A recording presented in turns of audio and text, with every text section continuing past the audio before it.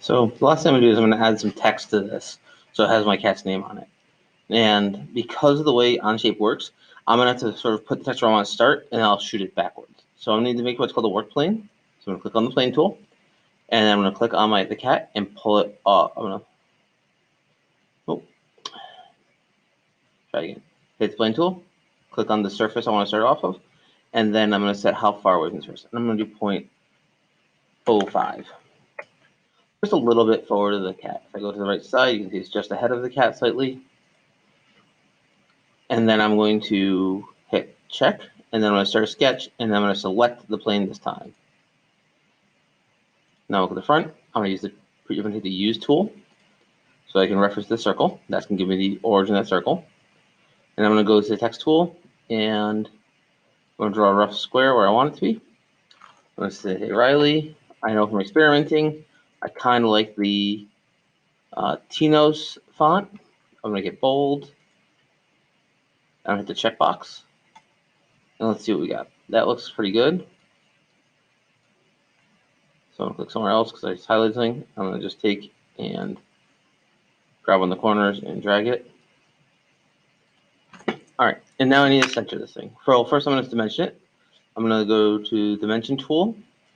I'm going to set this, let's do the width of the text. I'm going to set the width to be 2.5. There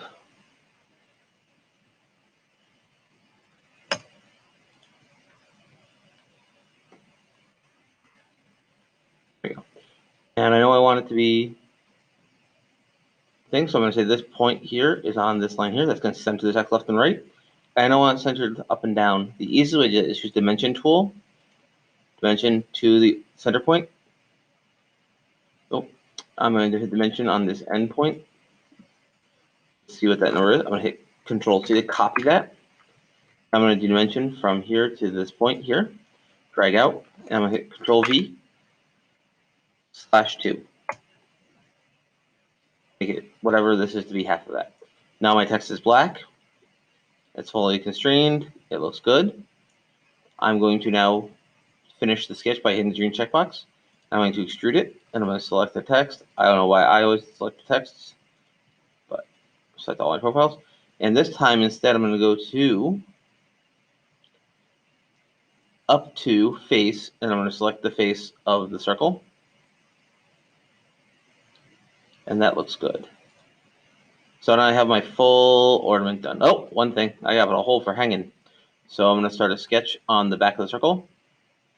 I'm going to look at the front of my face. I'm going to the use tool again so I can see the origin. I'm going to draw a circle. I know 1/8 inch is probably good, so 0.125 or 1/8. I know I want that point vertical to this point here. And I know from this circle to this circle, I want at least 0.0625 or 1/16 of an inch. All right, I can finish a sketch, extrude, select that point, remove, distance through all. Okay, so now I have a very nice little ornament thing. I can print this out, and it'd be very nice. I can even print it multicolors by pausing it, but really, we're gonna make this a 3-color print. So it's gonna actually use the MMU to print this in 3 different colors. So in our next videos, we'll start splitting this into pieces. Before I do that, I'm gonna rename this part as this part studio as full Riley, and also rename parts to be full Riley. So now, on the next video, I'll start splitting this into the 3 pieces.